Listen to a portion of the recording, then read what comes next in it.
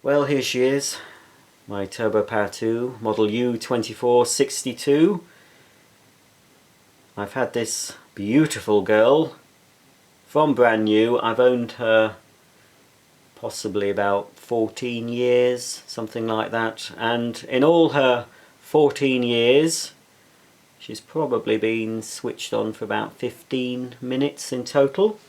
Well, we're going to make that 20 at least after this video, because unlike the first video I did of this machine, I am going to test her out a little bit more. I'm going to put some rice down. We'll see how she agitates the pile. I'm also going to sully this vacuum with the bag of filth. There's no point, is there? I do have some vacuums I'm not going to use, but since this one has been used, I might as well see how she performs and see if she matches up to modern cleaners. I think Turbopower 2 was one of the last of the decent Hoover cleaners. Started to go downhill. Very solid, well-made vacuum. Made in Britain, of course. And this one does have the royal appointment, the royal warrant, just here, by appointment to Madge. So, it's got edged cleaning. I'll show you the lovely agitator underneath shortly. The best Hoover activator, I think. Well, the original Turbopower was pretty good. It's more or less very similar to the original Turbopower. So we've got your height control, long pile and tools use. Well, that's long pile, that sort of longish pile. Plus hard floor. I've not used this on a hard floor, so I will test this machine on a hard floor. I think it's going to scatter. This is your medium pile, and then you've got your short pile there. Moves quite easily along as long as the machine's upright. If you try moving that when the machine's reclined, then it's a lot harder. But you are supposed to move it with the machine in the upright position. While we're at the bottom, I'll just press on the release and show the exhaust filter. This had pretty good filtration for a Hoover upright. Probably, for the time, it was the best filtration Hoover could offer.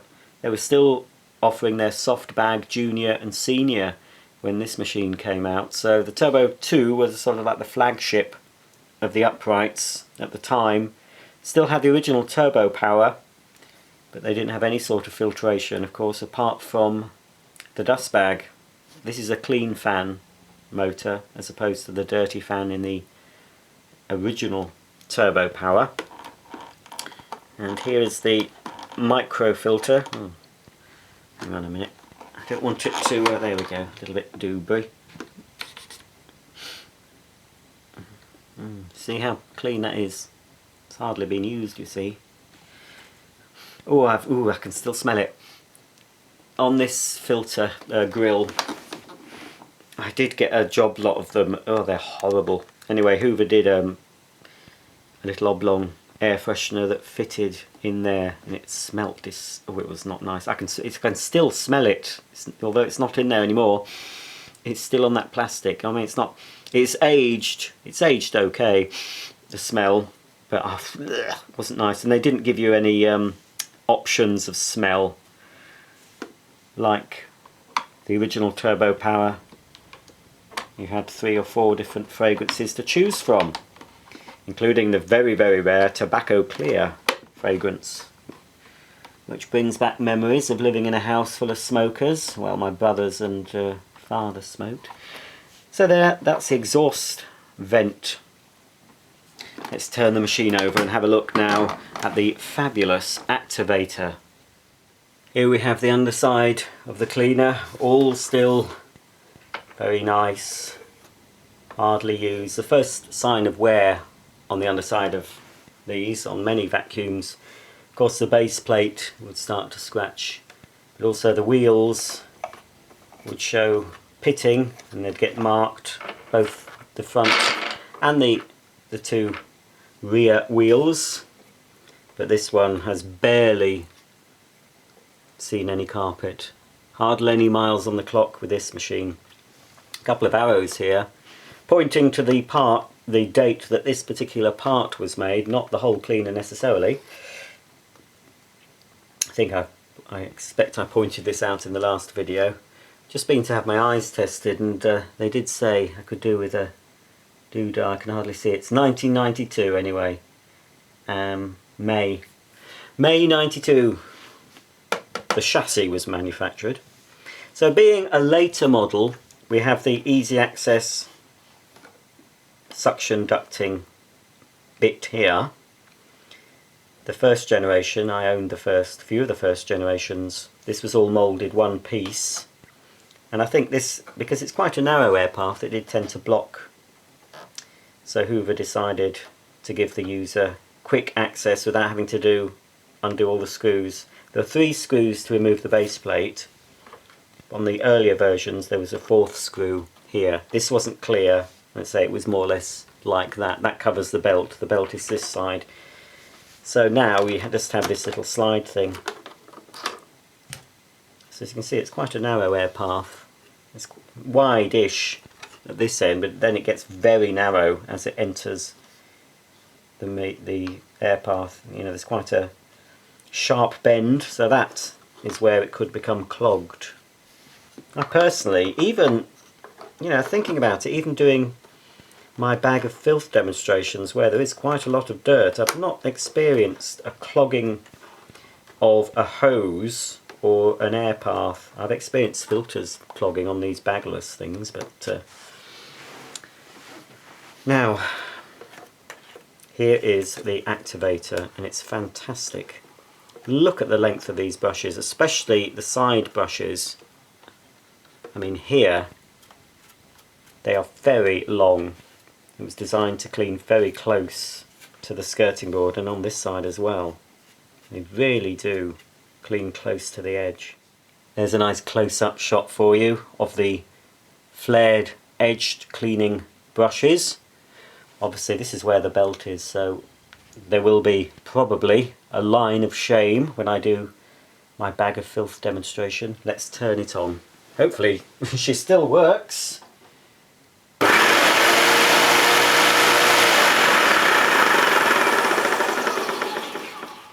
Still works and sounds sweet as a nut. Let's give you a shot of the whole activator spinning.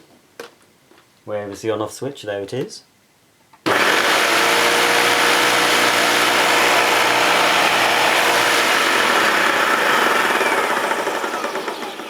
Don't do that at home, kiddies.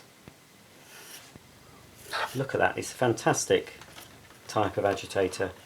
Now, I am thinking, I don't know at the time of making this video, but I have a feeling the activator is making a comeback in some of Hoover's quadruple A uprights. Now, I've seen the Enigma, which is based on the Pure Power. That has, the new Enigma upright has a quadruple A rating. I will try one of those out at some point.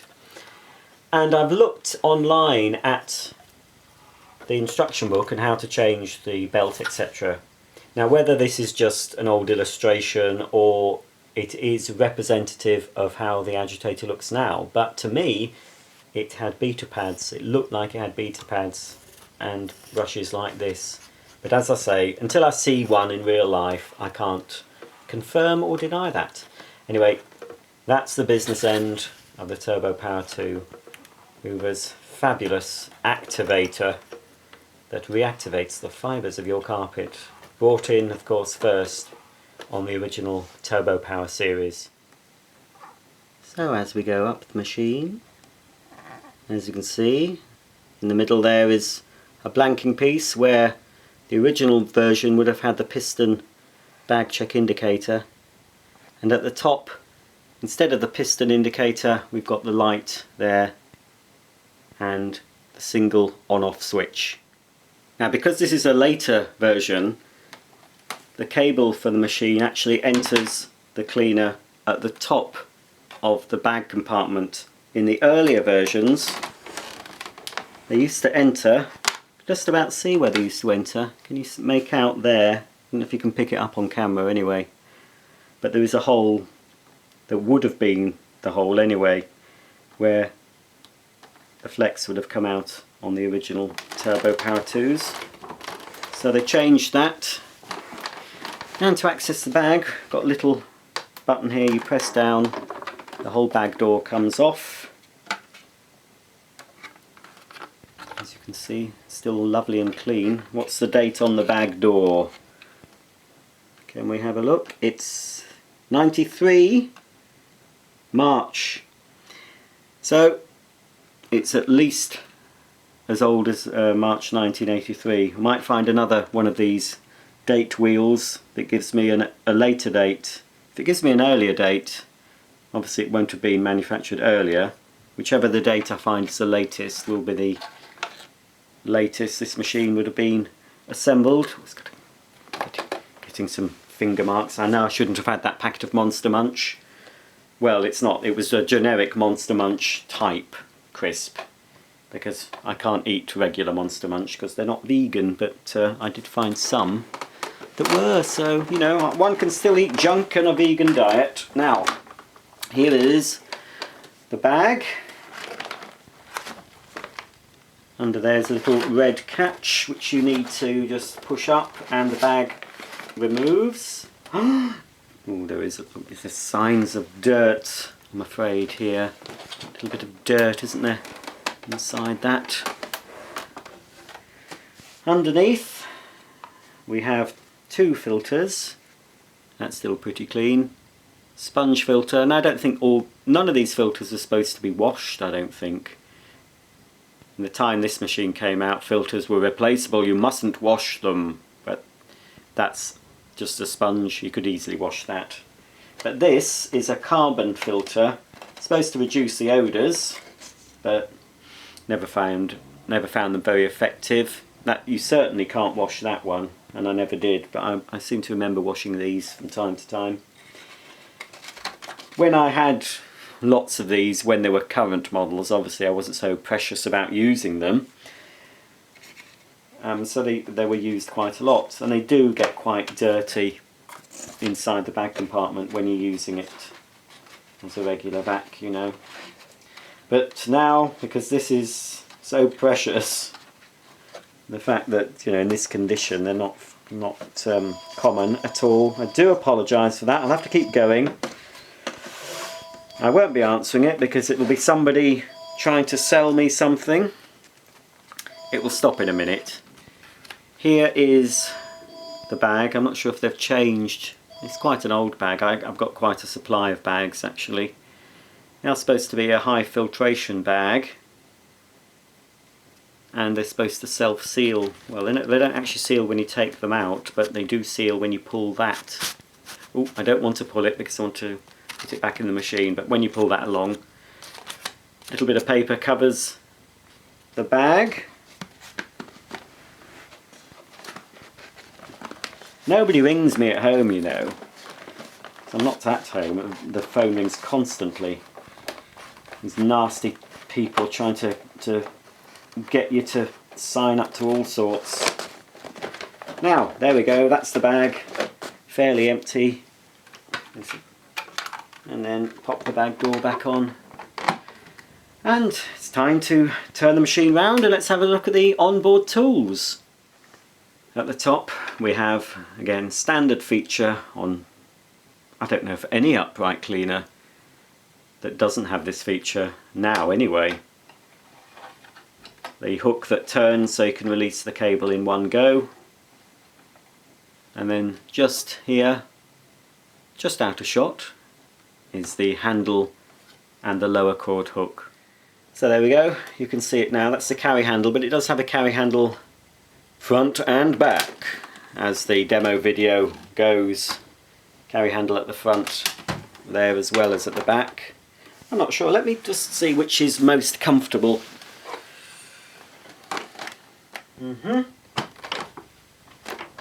Well, it's much of a muchness really, it's however the user decided to carry the machine. A lot of people don't bother with the carry handles, they just lift the machine up by the handle, which is not advisable in some vacuum cleaners. I've had handles come off.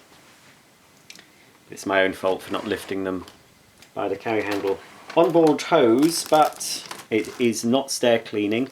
In fact, I don't think I showed the hose actually stretching up the stairs in my last video. So in this video I'll put Turbopower 2 at the bottom of the stairs, see how far it will actually reach, but it's not going to be far. It's quite a nice, it feels quality, and it does stretch quite a lot. Not as stretchy as some of these new hoses you can get. So it's definitely not going to reach up the stairs. That feature didn't come until I believe it was the Turbopower 3 that offered the stair cleaning hose. It was the same hose but longer, and instead of hooking around this way, I believe there was another hook higher up on the back of the handle, so it incorporated the extra length of the cleaning hose. But you've got a nice curved hand grip. First generation Turbopower 2s had a straight hand grip, which was similar to the ones you found on the Turbopower and Turbomaster Total systems. But this is a later machine, so they improved it. It was a more comfortable hand grip. And if you do need to access the hose, if you get a blockage, there's a little arrow. Turn the arrow and you can take the handle off if that gets blocked up, and then you just pop it, click it back into place like that. The onboard tools on this, again, this is changed from the earlier models. The earlier models actually had a separate small crevice tool.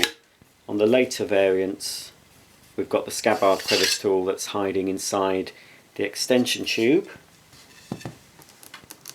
And lower down you've got your all-purpose nozzle. It's quite a nice nozzle, that. I like that nozzle. And below that you have the dusting brush. They're very stiff on this machine to get out. But unlike dusting brushes of today, I mean, that design I think has lasted now. I think you can still get that design, but unlike the dusting brushes now, in fact I think existing Pure Powers that you buy now have this shaped dusting brush, but the brushes on the new machines are very stiff. On this model, much softer. Still not soft enough to do your TV screen, but soft enough for most things. So that's all the onboard tools, and I do like the way that they fit very neatly. They integrate very well with the cleaner, unlike the Turbopower and Turbomaster Total systems, which were an add-on. They were sort of like an afterthought, and I know this to be true. Certainly with the Turbopowers, the Turbomasters, they originally only produced 3 models, and then shortly after, quite shortly, very soon after those 3 were introduced, they added the Total system cleaners, and basically they just put the hose on the side. They were never designed originally to have the hose, and obviously the original Turbopowers were never designed to have the hose. But this completely new design for Hoover at the time was designed from day one to have all the tools on board, and it's a lovely designed vacuum, very neat. So I think that's everything to show you on the cleaner. There is down here, I'll just angle the camera, save me having to, all the legs coming out, not my leg, the tripod leg. Got your foot operated handle release, much better design than the Pure Powers, the dreaded Pure Power handle release. And we do at the bottom as well have a bumper, quite a thin bumper that goes all the way around the base of the machine. Okie dokie, I'm going to start with some rice, I think. Let's check the agitation on this Hoover Turbopower 2.